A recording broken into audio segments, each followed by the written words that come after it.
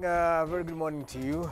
Welcome back to Daybreak. It's Tuesday, and when it's Tuesday, you know, we try to talk about social issues. Today is a little bit of a sensitive topic because it's taboo in some quarters to talk about such a thing. But we want to get as much information out there as possible and deal and go deeper into it and see the ifs, buts, and maybes around that. So right here in studio, tuko na Nonsizi Agnes. Uko salama? Kabisa. It is Nonsizi and I who did not get the memo because the gentleman. It's a flower season. It's flower season. Flowers. For Shatterboy, Shatterboy is also with us up. His shirt looking good. Flower season. Flower boy. Yeah, man. And also CJ. I can understand why CJ has flowers because Jota yesterday scored and Liverpool won for the first time in a long time. So he must be in a happy mood. There goes football again. We won the London Derby also. Yeah. A reason for the flowers. Okay, hold it. Just hold there. Yeah, it is not about football today. And on Skype, we have DNG mwenyewe. DNG also joins us via Skype. Right, okay, hatujamsikia hapo. DNG, jaribu tena. Uko fresh lakini. There you go. Tuko sawa tena sana. And then we have... Kuna mtu pale amenimutia mazee, mwambie acheze chini. Pole sana, lazima tufungue. And then we have a lawyer with us, Lucian Ogan, and I'll tell you why. Because today we're talking about, just like the last part, I think, of Sam's was about succession. But that was politics. So today it's about, you know, what plans have you made? It's taboo to talk about writing wills. Kama mtu hayuko advanced in age. And what does the law say about it as well in terms of inheritance? So that's why we'll start with Lucian. Lucian, what advancements have there been in the law in terms of, say, for example, inheritance, in terms of male and the sons and daughters? Morning, Willis. Morning. Yeah, you can hear me? Yes, I can. Very well. So, yeah, it appears as sort of a taboo because, well, many people have reason to believe that coming up with a will is a foresight of your own death, yeah? Not many people are very comfortable with coming up with wills while they're still alive. But anyway, it is good that we have developed laws which govern the area of succession, inheritance, so that we will not be able to have so many problems in regard to inheritance and, you know, claims of property and other further encumbrances, yeah?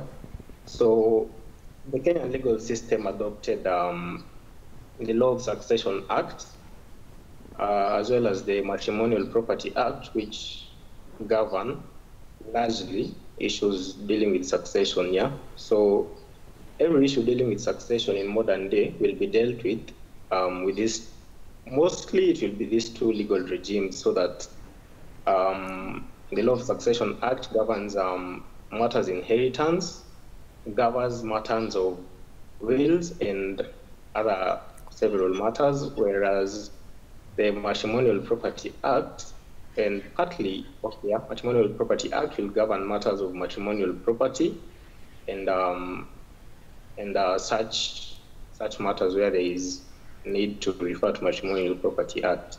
So these are the main legal regimes that we're using, and so far I think they're serving well. All right, and when we started Nonsizi, why? Yeah. Why do you think Can we normalize the conversation of writing wills? Because what's the point of accumulating wealth and then leave people to fight for it because you've not stated what goes where? Why? What is the point? Why should you sweat so much? And then after that, it's chaos. Even people will not enjoy the property that you have left because at the end of it all, will is njia ni ile ile. You know, at one point, and the funny thing is that people think they should write wills when you're at of a certain age. My friend, who told you, who guaranteed you that you will reach that age? Even when you're young, the minute you know that you have people depending on you, the minute you have something here and there, and you want, and for me, it's because of peace purposes. And when I saw this topic, I was like, it's personal. Because I'm like, the minute there is no clear way, let me tell you, the shambles, I don't know if people who go see what they've left behind, because I want to tell them, did you see what you did not sort out? For me, it's for peaceful transition. Even people, when they are leaving government, there is a peaceful transition. Well. There's a way of, well, yes, let's hope. But it's for peaceful purposes, for people who are left behind, and people should not kill themselves because of property. Yeah. Well, Shatta, what do you think about this? I'm interested to hear your thoughts about it as well. People will only fight if you didn't bring them up well. I think. But is it because let me tell you something. Money is a behavioral change. Even listen, let me tell you something. People will fight if you didn't bring them up well. I disagree. That is why they will fight. If you, actually wills are supposed to safeguard then non-disclosed family members. If you ask, what do you mean? Exactly that. We'll ask Lucian about that. I'm not sure that was the purpose or the spirit. Let me ask you something, because most of the things we do are borrowed, from different cultures. Originally in Africa, before borrowing this will culture, did our forefathers used to write wills? Why should we live like that? No, I'm asking. I don't know. Before we borrowed the will writing culture, yes? They had the oral will. They used to call elders, they used to call the clan elders and say this and this and this will happen. Yes. Same way. And the people would really respect what this person said. Exactly. Because then you had nothing to hide. Say you have children out there that your wife does not know about. You want to safeguard these children. You have secret accounts. When you put them in that will and you say do not dispute this will, when you die, then they get to realize, oh, by the way, I have other kids. Oh, I have a co-wife. I have a co-husband. Hold on, wait a minute. First of all, Lucian, hold on, Lucian, let me get to Lucian first. And Lucian, when you're talking about the will, right, is Shatta right in saying that it was made to safeguard the non-disclosed dependents? No, really, it's what happens, yeah? If you write a will, when you die, the contents of this will be read to all family members, yeah? Now, these kids who the otherwise may not know about, or maybe the other kids may not know about, they will have to be known. Because if they are provided for in the will, then how that has to happen, they'll have to be disclosed. And what happens is that normally where they are not provided for in the will, conflicts may arise, yeah? We have that captured and covered under Section 26 of the Laws of Succession Act, where dependents, the deceased who may not feel that they have been covered in the will, or they have not been provided for well enough, may apply to the courts so that reasonable provisions may be made for them. So, in as much as there might be kids or wives who may not be known, they will still end up being known, especially if these conflicts arise and if such an application is made. But I don't think it does any harm. Now this man is dead. There's no problem. He does not suffer. Okay. All right. So it's Shatta Muskia. Either way, then, if your goal was to try to hide them, not to hide them, to protect them from the artists. Because that will you give to your lawyer, yes? Yes. Your lawyer knows about those children. It's only your family that does not know about them. But your lawyer knows about them. Another thing, hold on, one more question before I go to CJ and DNG. Lucian, when is the earliest that somebody can start writing a will in terms of age? 18. Now, in terms of age, only minors cannot write a will. That is people under the age of 18 years. Okay. But anyone over the 18 can write a will. Yeah, there's no limit to age. You can write a will at any time. Okay. All right, cool. CJ, you had what's been talked about so far? What is your thinking about writing a will? Well, I think there are many factors.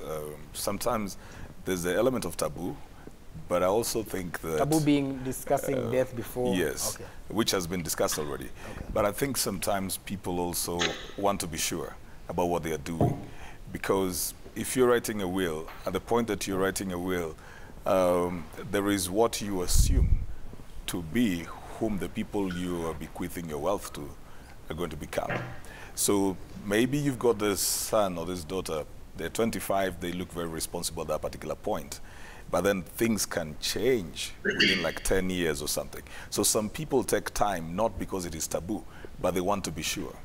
They want to be sure that all this wealth will be left in the hands of somebody who is steady. So they're trying to just look at their progressive development because you don't want to tie your hands very early. Then later on you want to change it or keep on bringing other issues as well. So I think there are many factors as to why people would either write it early or write it late. I think there's also the fact about holding in trust, but we'll ask Lucian about that later. DNG, what do you think about the whole issue about writing a will? First, I don't know if you guys are aware that there's a bill proposed by the Homa Bay MP, Peter Otieno Kaluma. And this guy wants to bar mistresses from inheriting property.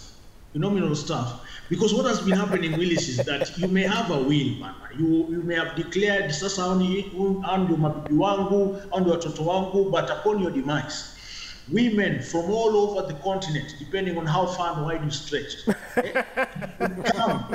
We even saw a guy who is like about 45 years or something like that. I think mid-40s, mid-50s. He came with his mom. Like a cry baby saying, hata mimi niwekewe kwenye hiyo mchezo hiyo do. Do you see that? So you can leave a will, but the will can be contested. It can be contested by people you never expected. Maybe you even got one of your clandestine page and she never told you. Or maybe she told you na ukapuuza, ukamwambia shika hii 5K uende utoe. 50 years later, there's a guy who looks like you but on national television. Crazy, man. Lucian, like when you say that somebody can contest a will, right? So can a mistress, for example, say that ata mimi I'm supposed to be included in this will because, say, I have a dependent, like I have a child with so-and-so? Yeah, and that's, you can, and that was what we were about, that is captured in section 26, yeah? Okay. So, because if there's a mistress who has a child with the deceased, then this child is a dependent of the deceased. That is true, that's a fact, yeah? So, there's a question, though, which arises in case of monogamous marriages, where you might have another affair on the side, but you contracted a monogamous marriage, yeah? So this child from this other marriage is also a dependent, reasonably is a dependent, without be provided for. And the other thing is, one of the reasons why people also don't want to write wills, they say, because we've had them, I mean, we've seen it all across the news, we don't have to name names, families who've been fighting over and over again there in the news, land, property, all these things. There is an element where some parents feel that nikiandika will, nashata ajue ya kwamba akona do, akona shake, akona all these things, he will be very lazy. He won't even want to work. Lazy or you want to kill me? Hata feel namchelewesha hiyo kuharvest hiyo mali. Say if someone, maybe my son would know that nimemwekea will yangu ido yote hii na namnyima kuitumia nikiwa live, aenda ashikana mtu mwingine huko amchoche amwambie tuondoe mzae tukule ido. Why won't they do it? You see? But if hiyo story ya kuandika hiyo will bado vile nimekuambia, most wills today are being used to punish people. How You're so? writing a will, but because some of the people in your family fell out of favor with you, unapata hawako factored in kwa your will. You see, say you have 2 wives and you don't factor in your first wife, probably maybe mulikosana. unaandika tukuzu second wife because uko influenced. You see, you are under no obligation to be the person you are yesterday. You can change today. So you might have written a will today and you want to change it tomorrow, but you can't. Your family goes and declares you mentally unfit. So you can't change that will. You wrote it. Haven't you seen it happening? It did happen to a very famous person. Like, they know what is in this will. But you have changed your mind. You've realized actually, when I was writing this will, nilikuwa na emotions na feelings, nikaacha part of this family nje, si ndio? Now I am back to my senses. I want to go change this will. This family knows what you want to go do. What do? They run to court. They say this man is not mentally fit. Okay, so we go with the will ile aliandika kitambo. So hizi vitu zote ni probably kuna good intentions with it, but we being humans have found ways of turning it into a weapon against others. But why do people, I mean, I know it's happened and there's what probably kina Luciano would call presidents, watu kutaka kumaliza mtu. Kwa sababu it happens. But, so what should happen? What do you think in your view should happen in terms of the conversation that people should be having around it? Yeah. In terms of kutaka kumalizwa? No, like najua niko na hii property, najua niko na hii pesa. Yeah. And I want that in case anything should happen, they should be... Okay. By the time you are there writing a will, you already know your people. Let's assume you kind of know, because family are called family because they are familiar with you, you know? And because which is better? Is it not writing and leaving people to just figure their way out, or just trying to study the situation and see what is gonna go where, who is problematic, who is not, and and trying to sort out things when you can, when you're there? I feel like it's easier to do it before you go than now that you're gone and it's totally out of your control, you know? So each and every family has dynamics. But again, I don't know, why do I feel like also maybe children or people who are, your dependents. Well, your wife could, yeah, sure, that one. But children, sometimes what is the word? Entitled. My father has. I am, you know, I want. Let me tell you, like I said, anybody owes you nothing. If your father decides, by the way, they are disinheriting you, what will you do? Just, it's because, again, also, the laziness bit can come away because, like, see, I will be, and immediately he goes, you sell, and we have seen those scenarios, especially in some parts of this country. I don't want to mention names, but we have seen the minute the father hits the bucket or the man, and there's stuff selling nini and no responsibility at all. I think we need to change that. Teach people how to be responsible. Teach people how to take care, because it doesn't make sense. You look for all this, then you write a will, then you leave it to responsible children. If you don't teach them, because again, I don't know, do we see Indians fighting? I don't know, I'm just asking. Not that we've seen. I've not heard a lot of... It's rare, I don't know. So I feel like it's a matter of teaching people how to, and I'm looking for the word, to take care of property. That one, I've gone wrong now. Yeah. CJ, what do you think about those conversations? Is it something that, because like you said, it should be from like when you're 18, basically, you can start writing a will. But then, in terms of, Shatta said, if you're well behaved or when brought up, you won't fight. What do you think about instilling in children and people that kind of mentality going forward? You know, when Nonsezi talks about the Asian community, they've got this sense of mentorship from a very early age, where you introduce these children into business, into the shops. They begin to run and they learn. While they're doing that, they'll be shop stewards. They will be doing that over the holidays. Africans have a mystery to their wealth. Yeah, you never really get to know. And until probably when some of the people get to know when the person is dead. That's true. And they never were trained to be stewards of whatever property they have. So sometimes somebody will even be given 1 billion in a state, and in a short while, they still want to go for the other because they couldn't even manage this 1 billion. So to a great degree, yes, if the people are trained well, but that training well is also allowing them to understand the elements of stewardship. The conversations being had early. I think if it is possible, the parents should be gathering their whole family and saying, look, we've got this and we've got to run it. And then just begin to point out to the people what you think are their strengths and their responsibilities, what you feel each one of them can do, and then still try and put together that mind that this property is for all of you. You don't have to break it. You can grow it together. Because that element of, you know, somebody waking up today and realizing Willis was put in the will, I wasn't put in the will, is also very crazy. And when people are dealing with the emotions of the loss of somebody, they're also very emotive. Then they realize they've been betrayed at that time. It's too much to deal with. We need to demystify wealth in the African setup, at the risk of, you know, having children who want to eliminate you. But you see, if you have those conversations more, they normalize it in their minds. They get to know, we've got some property, this is ours, you will be working and earning on this.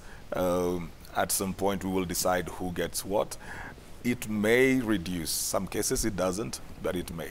Yeah, DNG, what do you think about the whole thing of, because Africa yenyewe, there are secret bank accounts, there are secret title deeds, there are secret properties that you don't even know about. Why the secrecy?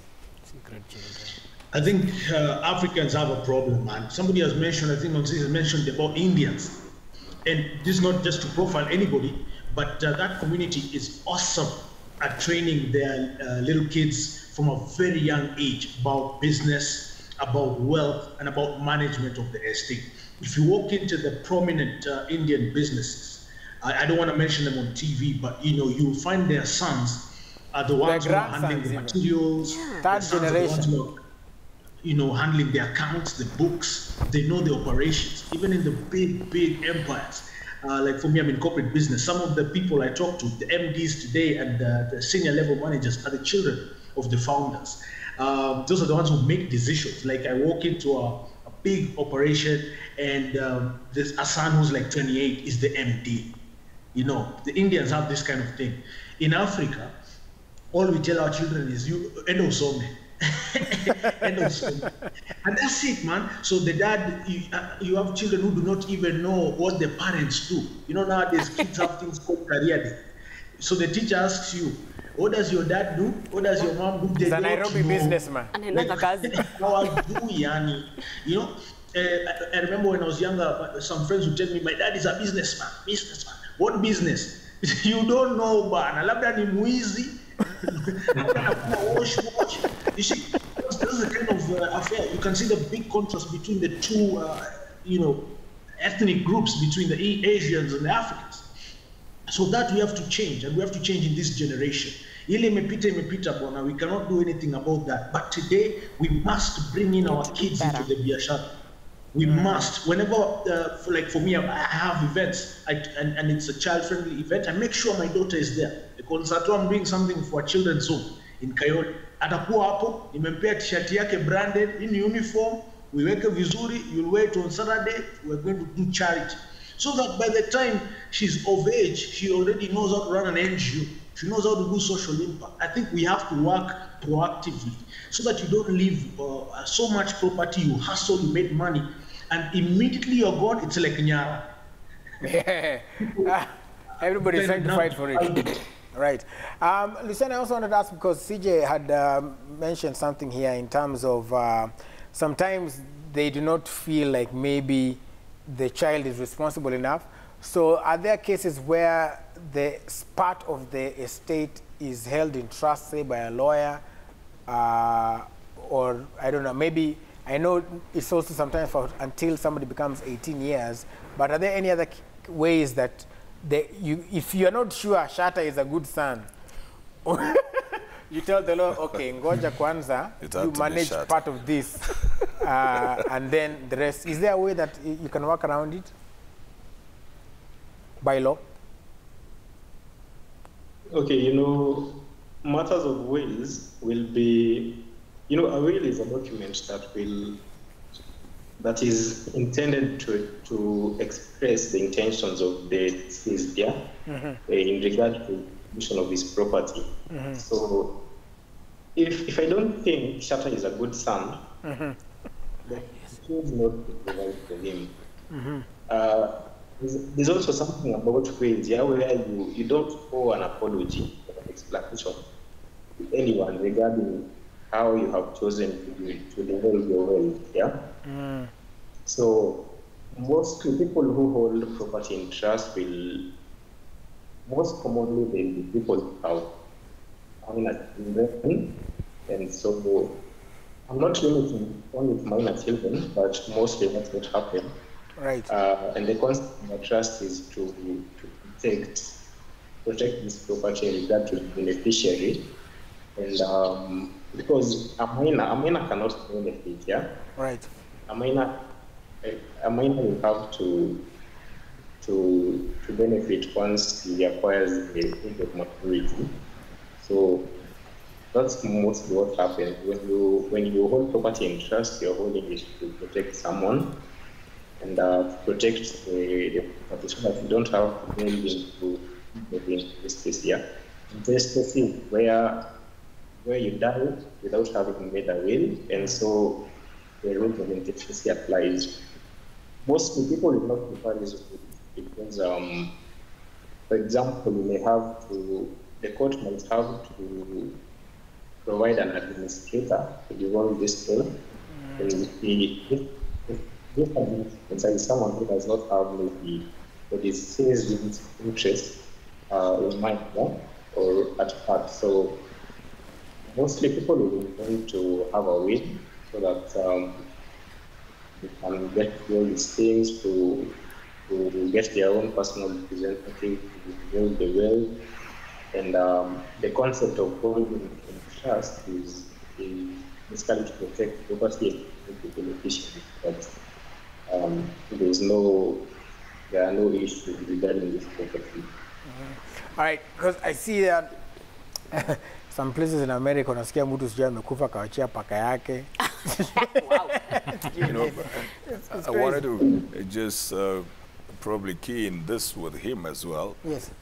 If you remember, I hope you do, in the alley, there was a case, for example, of the late S. Motino, and it was said he had written a will on where he wanted to be buried.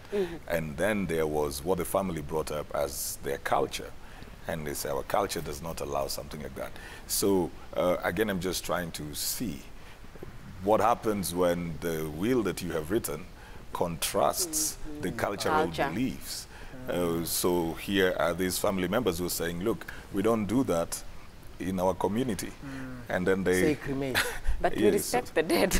So what happens in that case, Lucian, if the will say I want to be, you know, cremated, and that's not what we do in our culture? Yeah. Willis, yes. Back in the olden days, yeah, there were no laws governing such areas, yeah. So you'll find that what would mostly apply are the cultural traditions, yeah, and customs.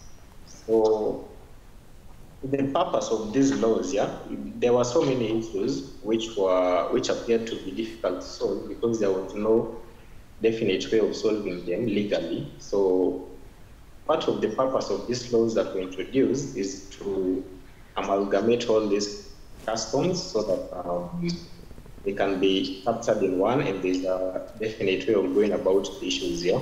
So matters of culture, if the deceased in his will stated that he would like to be cremated, and according to your customs, you don't go about cremation, you only bury. Then going against that will be going against the wishes of the deceased, and the law is specifically. Okay. Not easy. Where is that the dead? But Shatter, yes. in a situation that culture contradictiana na katiba, the law of the land takes supreme. The law is supreme. It is, you will follow the constitution. Whatever the constitution says is what will happen. Whether it is your culture or not, the constitution is the biggest culture. You follow that one. Also, Yes. There's something we were saying before we got to the To Shatter being a bad fan. I know you want to talk about secret children. I see that. Okay, So there's the issue of, and maybe our lawyer can add more to it. The come we stay. If you stay with a person for stay, please, then you die, then you have property. Probably, can you write? I know you have to be legally married, so that can maybe he shed more light on that, because if you're a stay person, you're not gonna get nothing. Tuombe usaidie, usiende tunaomba usaidie nosizi huenda. Again, this is because then he probably would just add both, because there's now the element of the baby mamas that keeps on coming. Yeah. Okay. And some people feel that they become very entitled, they become very lazy because they have children who are supposed to be dependents, and so they actually earn off being mothers. So they no longer work because they're expecting that there's going to be a monthly stipend. And sometimes guys get frustrated over that. They feel like, look, I'm not married to you, I'm not obligated to you, I'm only supporting the child. But now you want to tell me to rent for you a house in Kilimani and then give you this amount of allowance and give you all of this, yet the child is not spending all of that money. It's unrealistic. Yeah. Unajua, something else, mulitaja about Africans not teaching their children the ways into their wealth. I think that is an urban problem. I think that is an urban setting problem, that my child won't know how I get my money, because most probably the money that people have around here is illegally earned. And that is why you can't teach your children illegal ways, because if for example, I am a farmer, I live in the rural areas, my child goes to school around me. When they get out of school, they help me in my farm. You see? Say I rear livestock, they will help me go get food, they get medicine, do all this. You see, when they are growing up, they're seeing what I'm doing, and they are doing it with me. You see? But in the urban setting, that I leave home and go to work, come back jioni na koti or anything, that is when they will not be exposed to what I do. 1 or 2 V8. Exactly. In town. Wanapeleka for my holiday and everything. In town. In town. In town. So in town. It is an urban setting problem. Because uko mashambani, sio ngori. Maybe ni mwalimu uko na watoto wako. At least tunaona examples kama DNG that he said he's in urban setting, but yeye ana make sure that mtoto wake anaona where things are. Sasa the number one thing is to identify the problem. So we have identified it is in the urban setting. Parents in urban settings, you need to step up. But pia joisikia mzee amepass uko rural and he had so much land, sasa watoto wanapigania. It happens also. Before they even sell it, or before they even fight over it, these guys nowadays take loans on with the land. Like you'll find this old man waking up and realizing that creditors are coming in the rural areas, because these guys are not fools anymore. You'll find they've taken loans everywhere. They're using the land as the collateral. So somebody will be coming in and the creditors are coming for the property. You get that a lot with old women and old men in the rural areas as well. Yeah. So it's a big problem. DNG, I know you said you're teaching like your daughter, where the money at, as Lil Wayne would say, where the money at? So do you think, in terms of, even to move the conversation forward, before we go back to the lawyer to answer some of the points that were raised, what do you think ideally should be done? Because at least, niambiwa DNG na lawyer wame press out, but ni sawa, it's all good, wame press. But okay, let's move the conversation forward here. What do you think there should be done? Because there's also the element of what a daughter gets versus what a son gets. Is there a difference?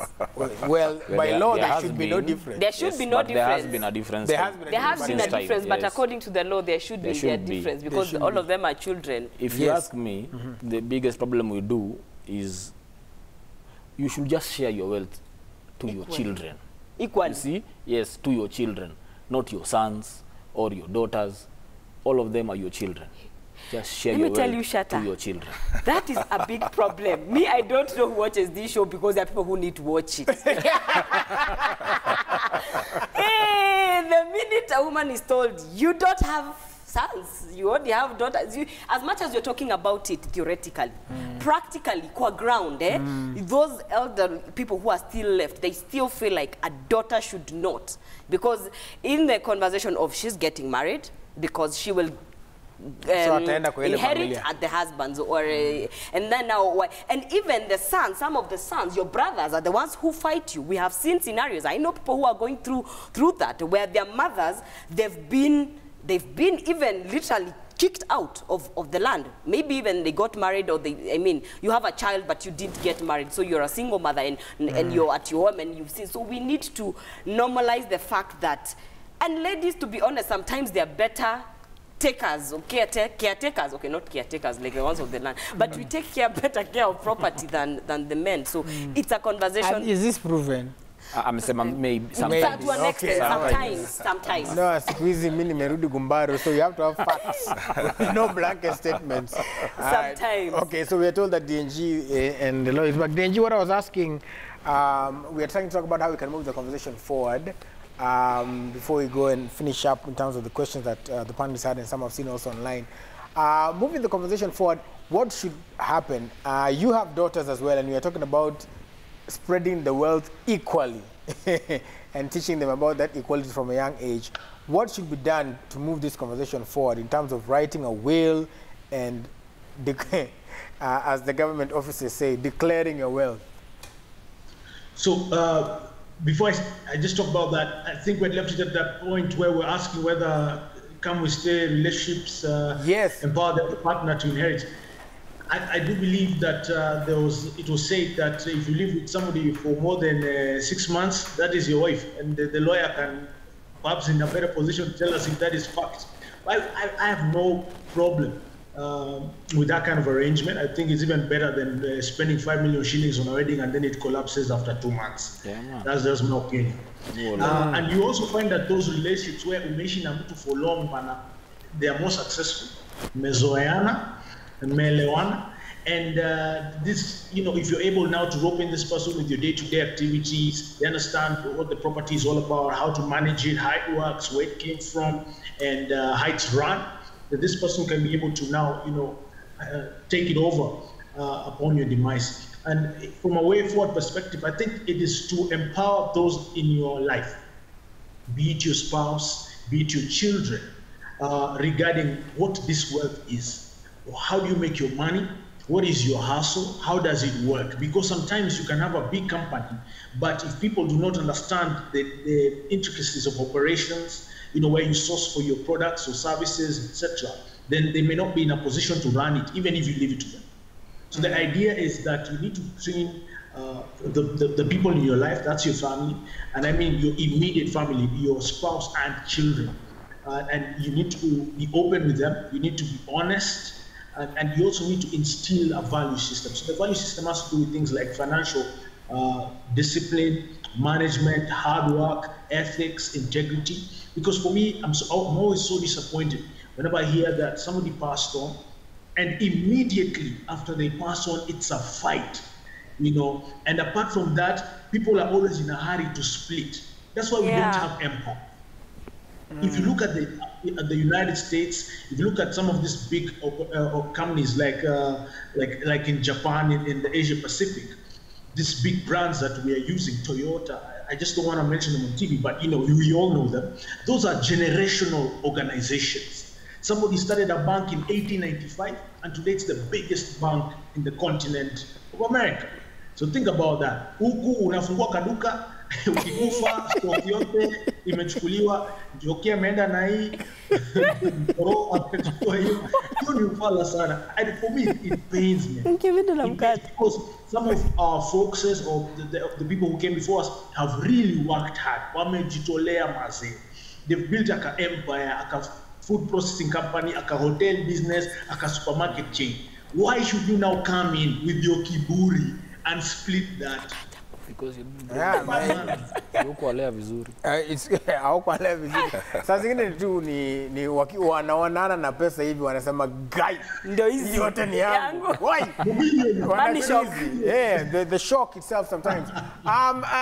Lucian, we're asking here basically, first of all, to define what does the law say about, if you've been staying with somebody and it's a come we stay, and then maybe you pass on and maybe you had this empire, or you have some property, are they entitled to it? Really, that is their problem. And come we stay is not a type of marriage that is recognized as in the laws of Kenya. So when I have a come we stay arrangement with someone, you're not entitled to my property. Yeah. And notably, I think women in such are the ones who get most of this, even when the wife is silent. But the truth is that you're not entitled. Yeah?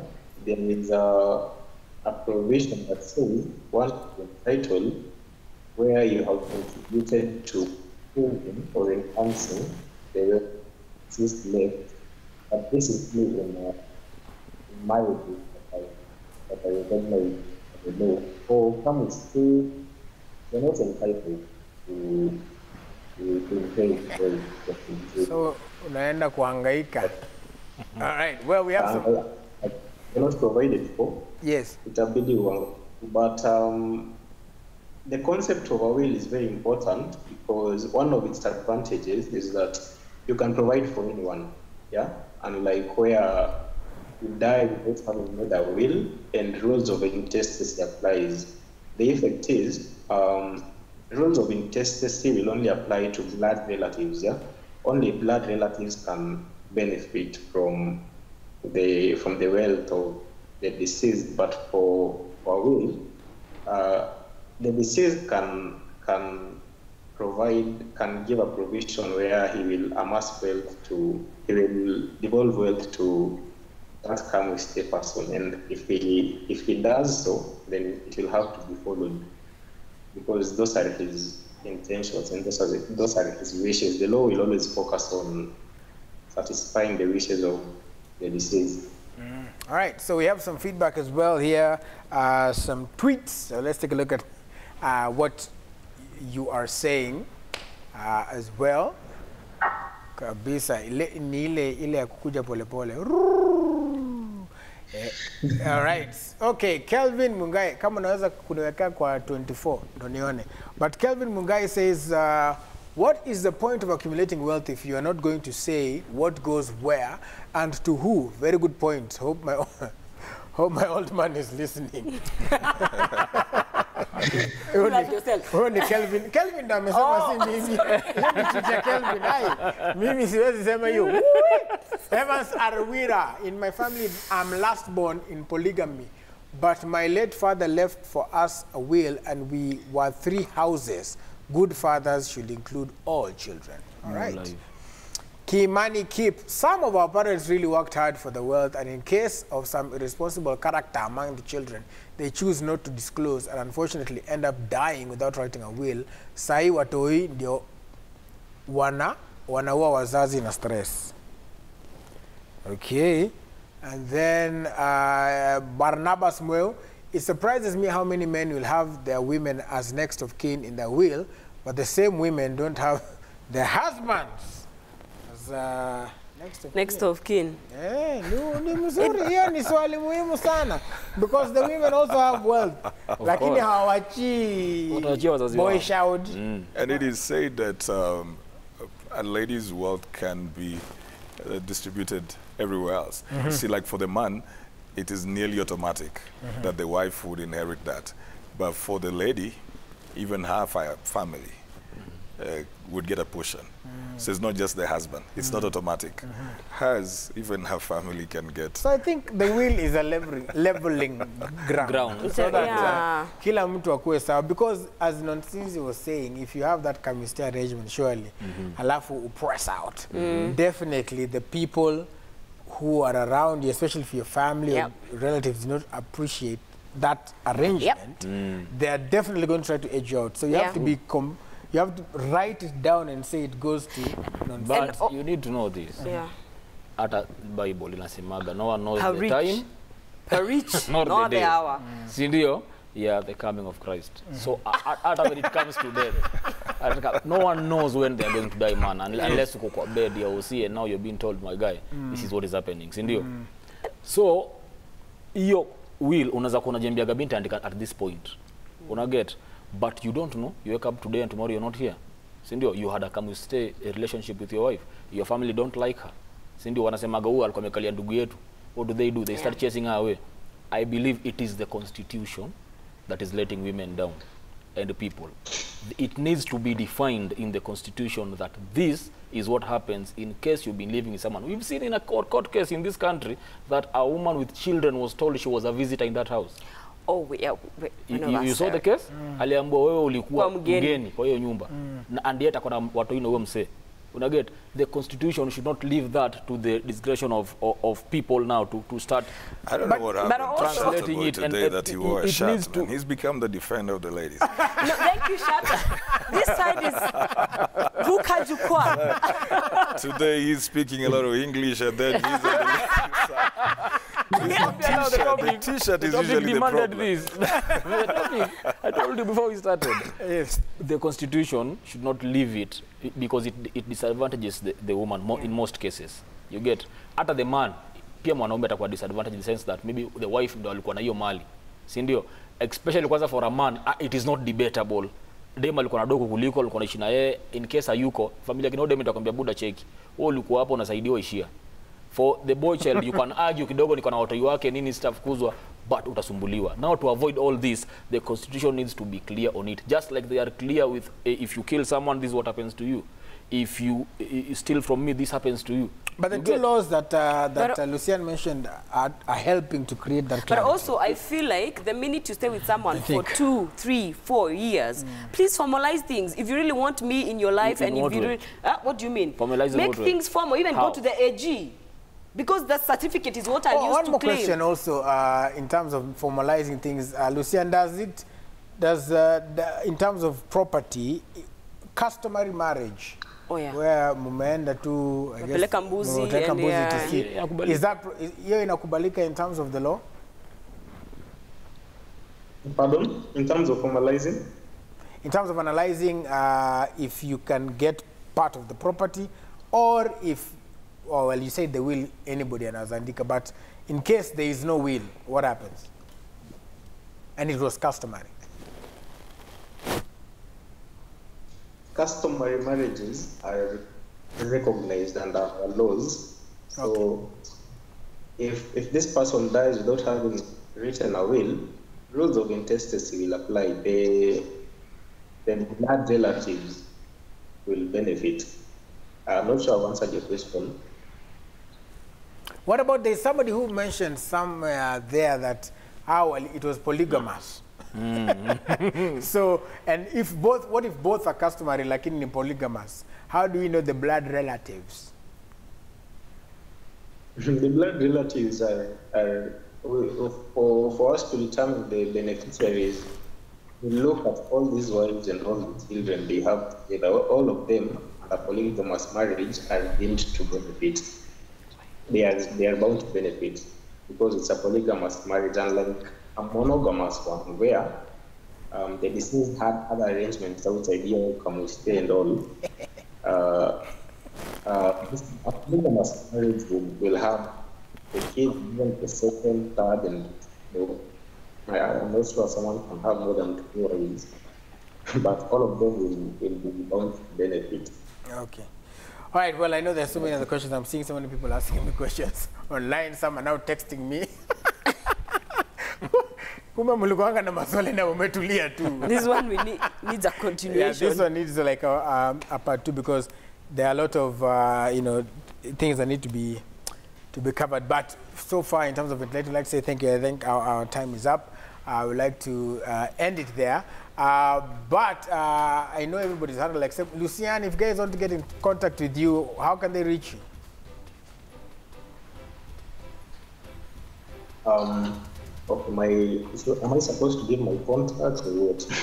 Yeah, any way that they can reach you, whether it is email, whether it is Instagram, Facebook, Twitter, office. My email address is lucianogano11@gmail.com. I'm also available on Twitter at lucianogano, and the same for Facebook. You can also reach me through Saroni and Stevens Advocates. Yeah, I think that's enough. All right. Probably the email will be most appropriate. Okay. But really, is maybe before I leave. Yes. A person will also notice, that all these issues. You see, we are saying that this is a very wide topic and it could take more time, So yes. all these and all these laws governing these things, a very smart person, the first and most important lesson you can learn from these things are that marriage can be tough. Yes. Marriage can be tough, and probably only the tough people will last. But I think those are the laws that apply. It's a wide topic. Okay. All right. Thank you so much for the rest. DNG Kenya, known Sizi Agnes or Agnes Sizi, depending on the platform you're in. Shatta_boy or Shatta Tiki Taka. Yeah, again on different platforms, and CJ Atema across all platforms. If you have any more questions, comments, views, you can reach out to me as well at Willis Aburu if you need to get in touch to any one of them in case you Masahau, and then even including Lucian to hook up. But at the end of the day, like we said, I mean, it's half my name, so I am for it. Write your wills, people. Hey. Please.